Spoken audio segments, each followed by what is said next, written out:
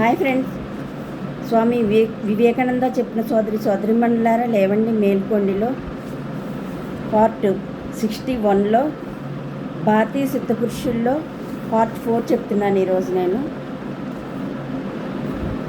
నలుసులను వెతుకుతూ మీ కాలాన్ని వ్యర్థం చేసుకోకండి. జీవనసారమైన ప్రధాన ధర్మాన్ని చేపట్టండి. చారిత్రక భేదాలు ఎన్నో ఉండవచ్చు. శ్రీకృష్ణుని జీవిత కథలో అసంగత విషయాలెన్నో చొప్పించబడి ఉండవచ్చు. అయినా వాని మూలాధారం ఏదో ఒకటి ఉండి తీరాలి. లేకపోతే ఈ అత్యద్భుతమైన వినూత్న ఆదర్శం ఎలా ఉత్పన్నమైనది? ఇతర మహాపురుషుల ప్రవక్తల జీవితాలను పరిశీలిస్తే ఆ మహాపురుషులు తమకు పూర్వం జరిగి ఉన్న జ్ఞాన ప్రచారం యొక్క పరిణామ ఫలమే అని, వారు చేసే ఉపదేశాలు సైతం ఆ కాలంలో దేశమంతటా వ్యాపించి ఉన్న అజ్ఞాత భావాలు తప్ప మరేమీ కావని మనకు స్పష్టపడుతుంది. కర్మ కోసమే కర్మ, భక్తి కోసమే భక్తి, ధర్మం కోసమే ధర్మం అనే నవీన ఆదర్శాలు శ్రీకృష్ణుని వలన ప్రభవించినవి కావని ఎవరూ నిరూపించలేరని నేను ప్రతిజ్ఞ చేసి చెబుతున్నాను. ఈ భావరత్నాలు ఎవరో ఒకరి వలన ప్రభవించినవే కదా, ఇంకెవరి నుండి కానీ గ్రహించబడినవి కావు. శ్రీకృష్ణ జనన కాలంలో అవి లేవు. అవి వాతావరణంలో ఎగురుతూ ఉండజాలవు కదా. శ్రీకృష్ణ భగవానుడే ప్రప్రథమంగా వాటిని ఉపదేశించిన గురువు. వాని శిష్యుడైన వ్యాస మహర్షి ఆ ఉపదేశాన్ని స్వీకరించి మానవులకందరికీ ప్రచారం చేశాడు. ఇది మీ మనసులో చిత్రీకరించుకోవలసిన పరమోత్కృష్ట భావం. మన హృదయాల్లో నిలుపుకోదగిన అత్యుత్తమ ధ్యేయమూర్తి గోపీజన వల్లభుడే, అంటే బృందావన గోపికలు ప్రియుడు. మీకు ఆ అనురాగ పారవస్యం కలిగినప్పుడు, ఆ గోపికల హృదయం నీకు అర్థమైనప్పుడు ప్రేమ అంటే ఏమో మీరు గ్రహించగలుగుతారు. లోకమంతా అదృశ్యమై తదితర ఆలోచనలన్నీ సమసిపోయి మీ మనసులు విశుద్ధమైనప్పుడు మాత్రమే, చివరకు ధర్మాన్వేషణం సైతం మిమ్మల్ని విడిచిపెట్టినప్పుడు మాత్రమే ఆ ప్రేమ పారవస్యం గోపికలకు లభించిన ఆ అఖండ ప్రేమ మహత్వం మీకు అలవడుతుంది.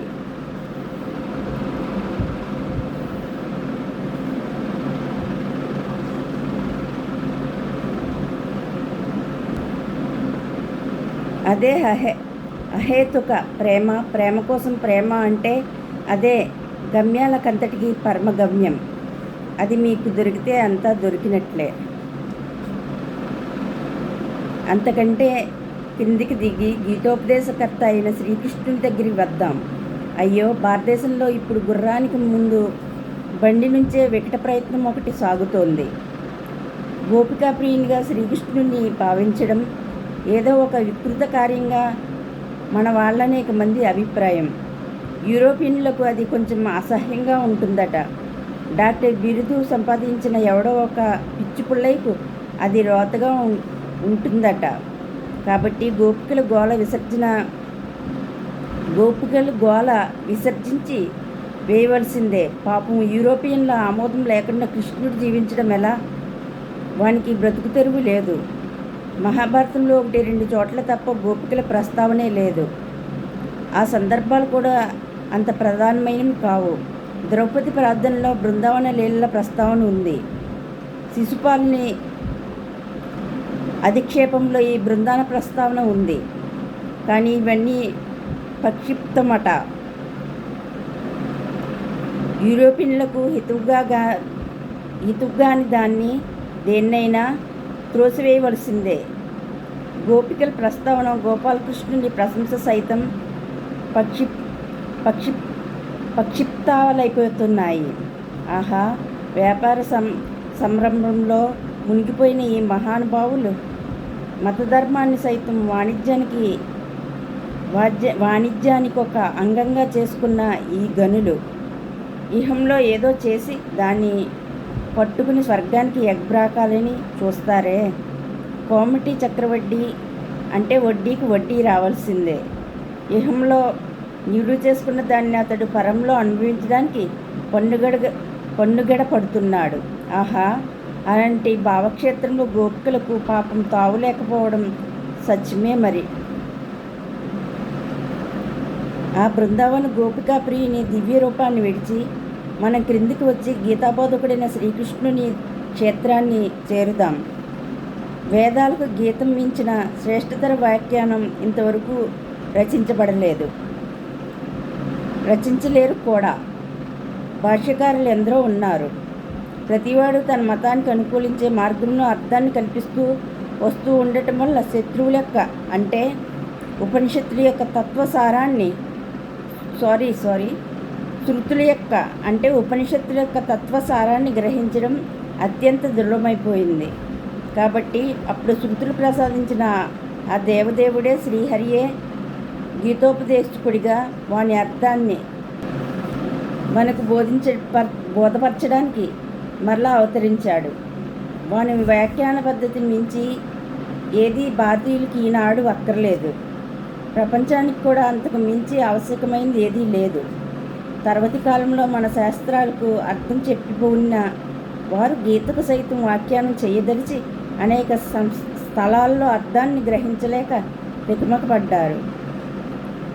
అనేక సందర్భాల్లో భావసరణిని గుర్తింపజాలకపోయారు. ఎలా అంటారా? గీతలో కనిపించేదేమి, ఈ నూతన భాష్యకర్తల్లో కనిపించేదేమి?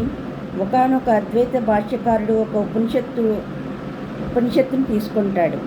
అందులో ద్వైతపరమైన వ్యాఖ్యలు అనేకం ఉంటాయి. అతడు వాణ్ణి మెలపెట్టి నలిపి ఏదో అర్థాన్ని తీస్తాడు. అన్ని వాక్యాల్లో తనకు హితమైన అర్థాన్ని తీయడానికి బ్రహ్మ ప్రయత్నం చేస్తాడు. ద్వైత అయిన భాష్యకారుడు వస్తే అన్నిటికీ ద్వైతపరంగా అర్థం చెప్పడానికే అద్వైత భావం గల అనేక వాక్యాలను నలిపి హింసల పాలు చేస్తాడు. కానీ గీతలో మాత్రం ఉపనిషత్ వాక్యాన్ని ఒక్కదాన్నైనా మిలిపెట్టి హింసించే ప్రయత్నం కానరాదు. ఆ వాక్యాలన్నీ ఉత్తమమైనవే. నెమ్మదిగా క్రమక్రమంగా స్థూలం నుండి సూక్ష్మానికి, సూక్ష్మం నుండి సూక్ష్మ తరానికి, మెట్టు తర్వాత మెట్టుగా జీవితాన్ని తన పరమగమ్యమైన అఖండ బ్రహ్మం చేరే వరకు పైకి ఎక్కిపోతుంటాడు అని శ్రీకృష్ణ భగవానుడు పలుకుతున్నాడు. గీతలో తెలుపబడింది ఇదే. ఇంకా కర్మకాండకు కూడా గీతలో అంగీకరించబడింది. అది ప్రత్యక్ష ఫలంగా మోక్షం నీజాడుకున్న పరోక్ష సాధనం కాగలదు. కాబట్టి అది కూడా యోగ్యమైనదే అని తెలుపబడింది. విగ్రహాలు పరోక్షంగా ఫలప్రదాలే. చిత్తశుద్ధి ఉంటే క్రతువులు, ఆచారాలు అన్నీ ఉపకారికమే. అర్చనలు యోగ్యమైనవే, గమ్యాన్ని చేర్చగలిగేవే. హృదయం పవిత్రంగా నిష్కపటంగా మాత్రం ఉండాలి. వివిధములైన పూజా విధానాలు అవసరమే, కాకపోతే అవి పుట్టి ఉండవు. ఆధునికుల్లో కొందరు భావించేటట్లు ఈ మతాలు సంప్రదాయాలు ఏదో కొంత డబ్బు సంపాదించుకునే నిమిత్తం మోసగాలు సృష్టించిన తంత్రజాలాలు మాత్రం కావు. వారి వాదం ఎంత యుక్తియుక్తంగా కనిపించినా అందులో సత్యం లేదు. ఇవి ఆ విధంగా కల్పించబడినవి ఎంత మాత్రం కావు. ఇవి మనిషి ఆత్మ యొక్క అవసరాన్ని బట్టి కలిగినవే. భిన్న దశల్లో ఉన్న మనిషి కోరికలను, పిపాసలను తృప్తిపరచడానికే ఇవి ఏర్పడ్డాయి. దీనికి విరుద్ధంగా మీరు ప్రచారాన్ని సాగించిన అవసరం లేదు. అవసరం తొలగిపోయినప్పుడు దాంతోపాటు ఇవి కూడా తొలగిపోతాయి. కానీ ఆ అవసరం ఉన్నంత వరకు మీరెంతగా ప్రచారం సాగించినా, ఎంతగా విమర్శ చేసినా ఇవి నిలిచి ఉండవలసిందే. మీరు కత్తులతో తెగవేయండి, ఫిరంగుల్ని ప్రయోగించండి, ప్రపంచాన్నంతా నర్రత్నంతో ముంచేయండి, కానీ విగ్రహాలు అవసరమైనంత వరకు ఉండి తీరుతాయి. ఈ ప్రతిమల మతంలోని ఈ అంతరువులు అన్నీ నిలిచే ఉంటాయి. అవి అలా నిలిచి ఉండవలసిన కారణం శ్రీకృష్ణ భగవానుడు చెప్పే ఉన్నాడు. భారతదేశ చరిత్రలో కొంచెం విషాదకరమైన ప్రకరణానికి ఇప్పుడు మనం రావాల్సి ఉంది. వేర్వేరు తెగల పోరాటాలు అలజడి కొంత దూరంలో గీతలోనే మనకు వినవచ్చింది. వాటికి సఖ్యత కూర్చడానికే సామరస్యాన్ని ఉపదేశించే మహాగురువుగా, సౌహార్దాన్ని ప్రచారం చేసే ప్రబోధకుడిగా శ్రీకృష్ణ భగవానుడు నిలబడుతున్నాడు. మయి సర్వమిదం పోతం సూత్రే మణి గణా ఇవ. ఆయా తెగలన్నీ దారంపైన ముత్యాల్లాగా నాలో కూర్చబడి ఉన్నాయి అని ప్రకటిస్తున్నాడు. అవిగో మళ్ళీ దూరం నుండి ధ్వనులు, వివాదాల కలకలం వినబడుతున్నాయి. కొంతకాలం శాంతి సామరస్యాలున్నాయి కాబోలు. ఆ తర్వాత మతభేదాల వల్లనే కాక కులభేదాల వల్ల కూడా వైరం సాగుతున్నట్లుంది. మన సంఘంలో రాజులు ఒకవైపున, బ్రాహ్మణులు ఒకవైపున యుద్ధ సన్నద్ధులై నిలిచి ఉన్నారు. చూస్తుండగానే వారికి పోరాటం సాగి క్షణంలో విజృంభించింది. దాదాపు 1000 సంవత్సరాల కాలం భారతదేశాన్ని ముంచేసిన ఒక ఉత్తుంగ సముద్ర తరంగ శిఖరంలో దేదీప్యమానంగా వెలుగుతూ ఇంకో మూర్తి ప్రత్యక్షమవుతున్నాడు. ఆయన ఎవరో కాదు, మన గౌతమ శాక్యముని. ఆయన బోధలు, ఉపదేశాలు మీకందరికీ తెలుసు. ప్రపంచంలో ఇంతవరకు అవతరించిన ధర్మ ప్రచారకులలో అత్యుత్తముడు, అతి సాహసికుడు అయిన ఈ కర్మయోగిని శ్రీహరి అవతారంగా మనం పూజిస్తున్నాము. తనకు తానే శిష్యుడై అవతరించాడో అన్నట్టుగా ఆ శ్రీకృష్ణ భగవానుడే తన బోధనలను ఆచరణలో పెట్టడం ఎలాగో చూపడానికో అన్నట్లు మళ్ళీ వచ్చాడు.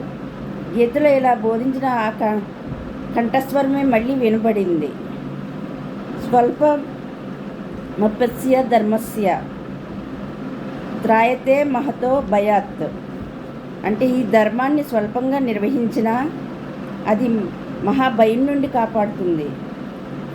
స్త్రియో వైశ్యస్తదా శూద్ర స్తేపి యాంతి పరాంగతిం. స్త్రీలు, వైశ్యులు, శూద్రులు సైతం పరమపదాన్ని పొందగలరు. అందరి బంధాలను త్రెంచేసి, అందరి సుంకాలను ఛేదించి సర్వజనులకు పరమపదాన్ని చేరే స్వాతంత్ర్యం ఉందని గీతావచన రూపంలో ఇలా ప్రకటించిన శ్రీకృష్ణ భగవాన్ని ఆ కంఠస్వరమే మేఘ గంభీర ధ్వనులతో దశ దిశల్లో మళ్ళీ మారుమ్రోగింది. ఇహైవ తైర్జిత స్వర్గో ఏషాం సామ్యే స్థితం మనః నిర్దోషం హి సమం బ్రహ్మ తస్మాత్ బ్రహ్మణి తే స్థితాః. సమత్వంలో స్థిరంగా ఉన్న మనసు కలవారు ఈ జన్మలోనే సంసారాన్ని జయిస్తున్నారు, అంటే మోక్షాన్ని పొందుతున్నారు. కారణం ఏమంటే బ్రహ్మం నిష్కలంకం సర్వస్వమం కాబట్టి వారు బ్రహ్మమునందే స్థిరపడుతున్నారు. సమం పశ్యన్ హి సర్వత్ర సమవస్థిత నీశ్వరం నహి నస్త్యాత్మానం తతో యాతి పరాంగతిం. ఎవడి ఈశ్వరుని సర్వత్రా సంభావంలో ఉన్నట్లు చూస్తాడో అతడు ఆత్మతో హింసించడు, కాబట్టి పరమగతిని అంటే మోక్షాన్ని పొందుతున్నాడు. ఈ గీతబోధకు సజీవ నిదర్శనాన్ని చూపడానికో అన్నట్లు, అందొక అంశాన్నైనా ఆచరించి చూపడానికో అన్నట్లు ఆ ఉపదేశకుడినే వేరొక రూపంతో మళ్ళీ వచ్చాడు. దీనులను, పేదలను దరిచేర్చి ధర్మోపదేశం చేసిన శాక్యముని అతడే. ప్రజల హృదయాలను చూరగొనడానికై ఈయన దేవభాషను విడిచి జనసామాన్య భాషలో బోధలు చేశాడు. బిచ్చగాండ్లతో, నిరుపేదలతో, దిక్కులేని వారితో కలిసి జీవించడానికే తన సింహాసనాన్ని త్యాగం చేశాడు. పూర్వం శ్రీరామావతారంలో చేసినట్లు ఇంకోసారి పంచముని తన కౌగిట నింపుకున్నాడు. ఆయన చేసిన ఘనకార్యాలు, ఆయన ఉత్తమశీలం మీకందరికీ తెలుసు. అయినా ఆ కార్యాల్లో ఒక గొప్ప లోపం ఉంది. అందువల్ల ఈనాడు మనం ఇలా కష్టాలు పాలవుతున్నాం. అందులో బుద్ధ భగవానుని దోషం లేదు. ఆయన పరమ పవిత్రుడు, మహిమోన్నతుడు. కానీ అప్పుడు ఆర్య సంఘంలోకి చొరబడి వచ్చిన అనాగరికులు, మూఢులు అయిన ఆయా జాతుల వారు అలాంటి ఉత్తమాదర్శాలను జీర్ణం చేసుకోలేకపోయారు. నానా విధాలైన మూఢ విశ్వాసాలు కలిగి తుచ్చ దేవతారాధనను చేసే ఈ జాతుల వారు ఆర్య సంఘంలోనికి రివ్వున ప్రవేశించారు. కొంతకాలం వరకు వీరు నాగరికుల్లాగానే కనిపించారు. కానీ ఒక శతాబ్దం అయిన గడవక ముందే తమ పూర్వులు పూజించిన పాములు, భూతాలు మొదలైన వాణ్ణి మతంలో ప్రవేశపెట్టారు.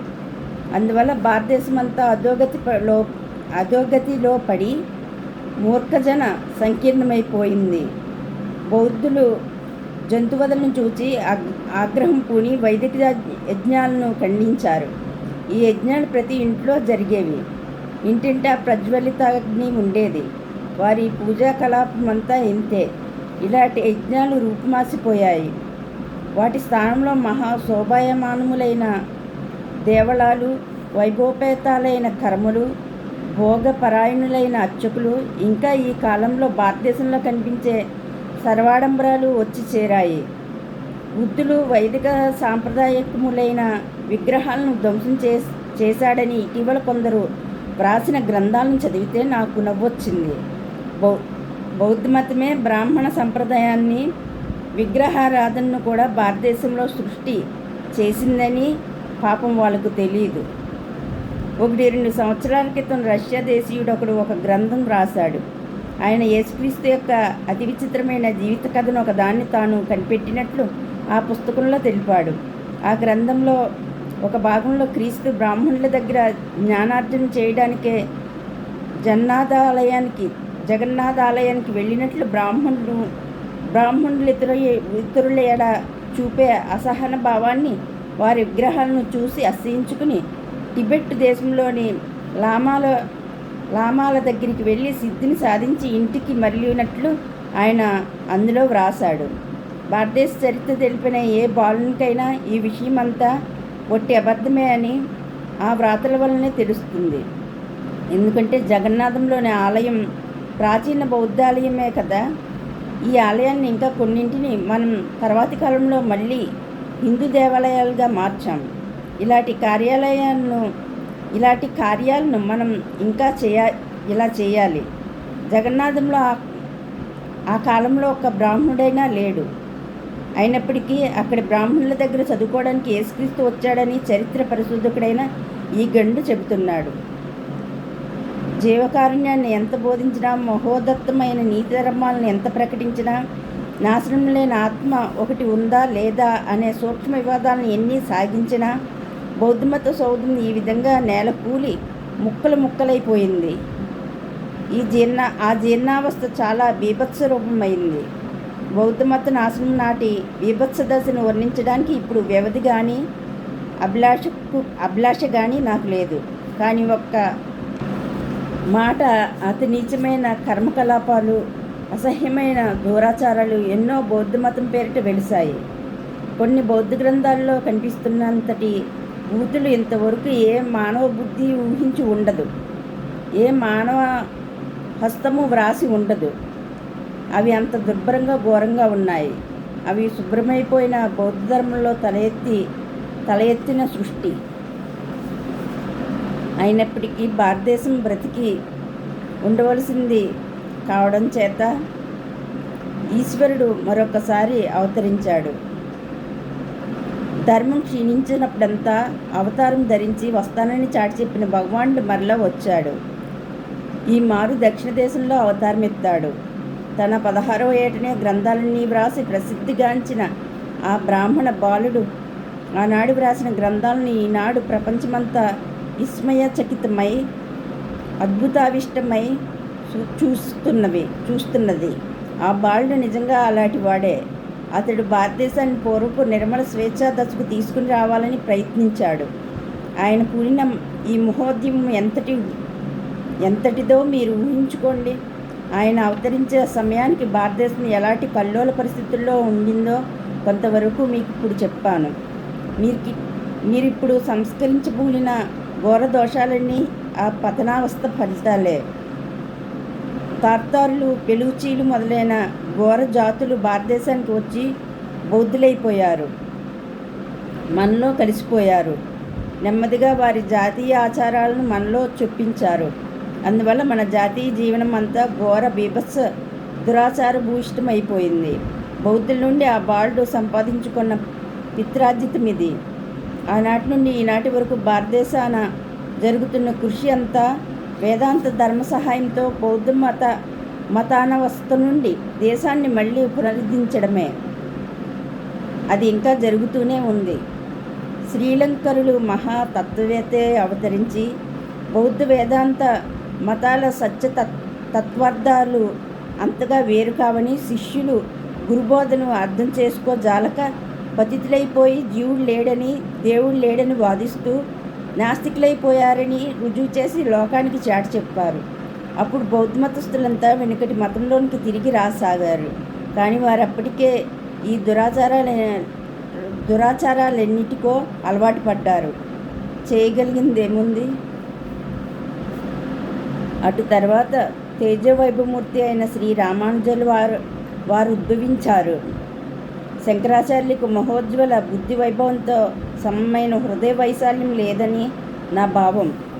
రామానుజాచార్యుల హృదయం మహోదారమైంది.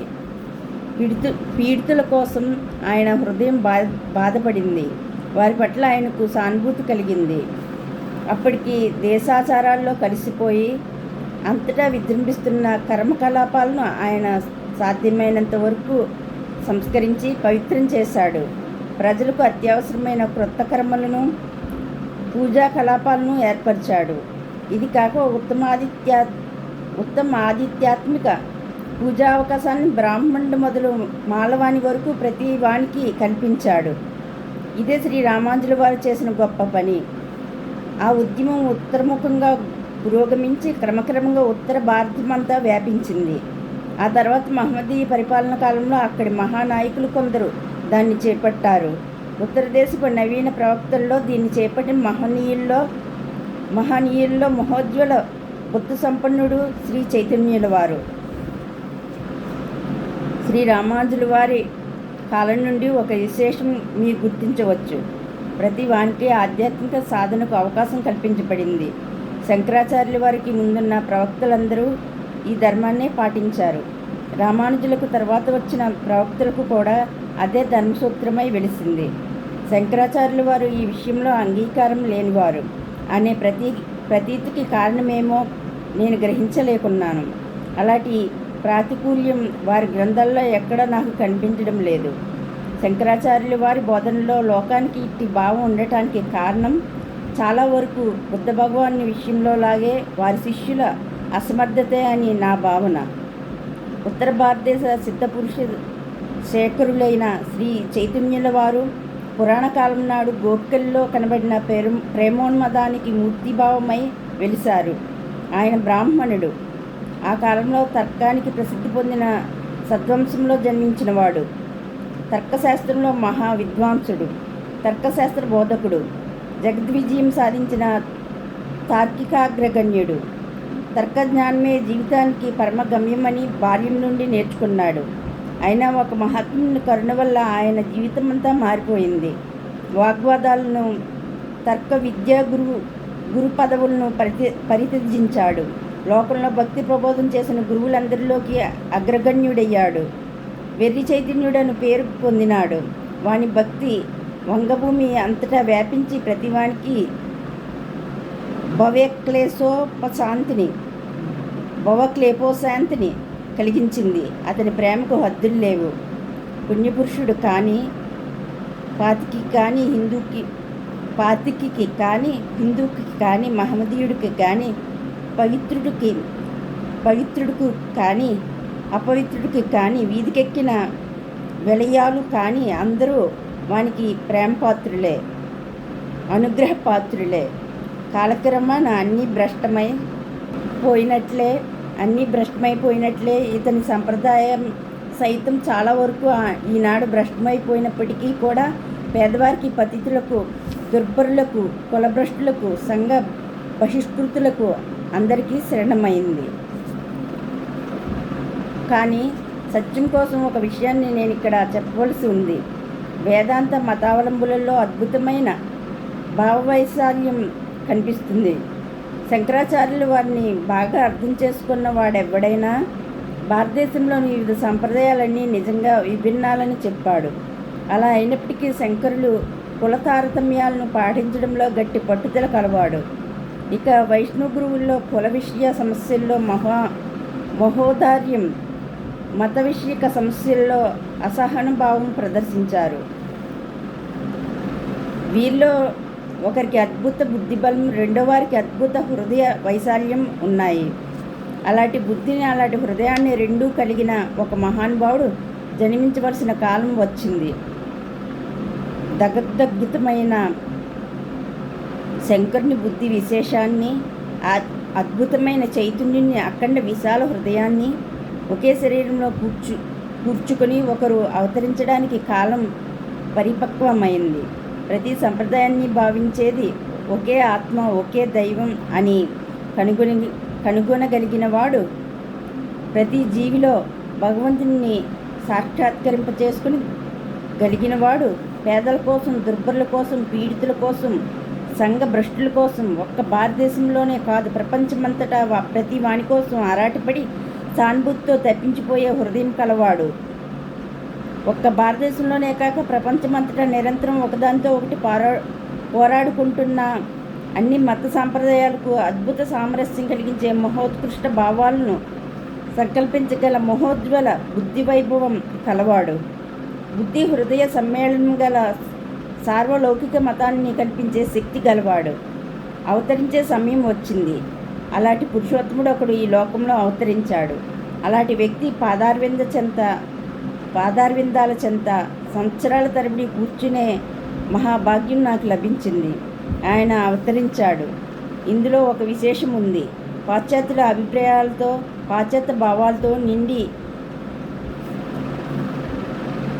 కైపెక్కిపోయిన ఒక మహానగర సమీపంలో ఆయన అవతరించాడు. భారతదేశంలోని ఇతర నగరాలన్నింటినీ మించి కరడుగట్టిన యూరోపియన్ సంప్రదాయాలతో మదించిపోయిన ఆ మహానగర ప్రాంతంలోనే ఆయన జీవిత కార్యం జరిగింది. పుస్తక జ్ఞానం అన్నది ఎరగక అక్కడ ఆయన నివసించాడు. ఈ మహామేధావికి తన పేరును వ్రాయడం కూడా చేత కాదు. అయినా మన విశ్వవిద్యాలయం నుండి వెలువడే అద్భుత ధీమంతులైన పట్టభద్రులు సైతం ఆయన మనిషీయ అగ్రగణ్యునిగా తలదల్చారు. ఈ శ్రీరామకృష్ణ పరమహంస అద్భుత చరిత్రుడు. ఆయన్ను గూర్చి చెప్పడానికి చాలా కాలం పడుతుంది. అంత అవకాశం నాకు ఇప్పుడు లేదు. హైందవ మహాపురుషుల్లో సిద్ధమూర్తి అయి ఆధునిక యుగ ప్రవక్తి అయి వెలిసిన ఆ శ్రీరామకృష్ణుని పేరుని మాత్రం ఇప్పుడు స్మరిస్తాను. ఆయన ప్రబోధం ప్రస్తుత కాలంలో ఎంతైనా శ్రేయస్కరం. ఆ మహాపురుషుల్లో దాగి ఉన్న దివ్యశక్తిని గుర్తించండి. ఒక పేద పురోహితుని కుమారుడు, ఏదో ఒక మారుమూల పల్లెలో పుట్టినవాడు. ఊరు పేరు లేని ఈ వ్యక్తి ఈనాడు యూరప్లో, అమెరికాలో వేల కొద్ది జనం చేత యథార్థంగా పూజింపబడుతున్నాడు. రేపు ఇంకా లక్షలాదిగా ఆయన్ను పూజిస్తారు. భగవత్ సంకల్పం ఎలాంటిదో ఎవరికి ఎరుక? సోదరులారా, ఇప్పుడు ఈశ్వర సంకల్ప ప్రచార రీతిని మీరు చూడజాలకుంటే మీరు గుడ్డివారే, జన్మాంధులే. ఇంకో అవకాశం దొరికితే ఈ మహాపురుషుని గురించిన వివరాలను పూర్తిగా చెబుతాను. నేను ఇప్పుడు ఏ సత్యవచనాన్నైనా మీకు బోధించి ఉంటే అది ఆయనదే అని, సత్యం కానీ, సక్రమం కానీ, లోకోపకరం కానీ ఏ విషయం చెప్పినా అది నాదే అని, సత్యం కానీ, సక్రమం కానీ, లోకోపకరం కానీ ఏ విషయం చెప్పినా అది నాదే అని, దాని బాధ్యతంతా నాపై ఉందని మాత్రం ఇప్పుడు మనవి చేస్తున్నాను. ఓకే ఫ్రెండ్స్, నేను చెప్తున్న స్వామి వివేకానంద జీవిత చరిత్రలో పార్ట్ 61లో భారతీయ సిద్ధ పురుషుల్లో పార్ట్ 4 అయింది. నెక్స్ట్ సోదరిమణులారా, స్వామి వివేకానంద చెప్పిన సోదరిమణులారా లేవండి మేలుకొండిలో పార్ట్ 62 చెప్తాను. ఓకే ఫ్రెండ్స్, నేను చెప్తున్న ఈ సోదరిమణులారా లేవండి మేలుకొండిలో ఏమన్నా మిస్టేక్స్ ఉంటే దయచేసి నాకు క్షమించండి. Okay friends, bye.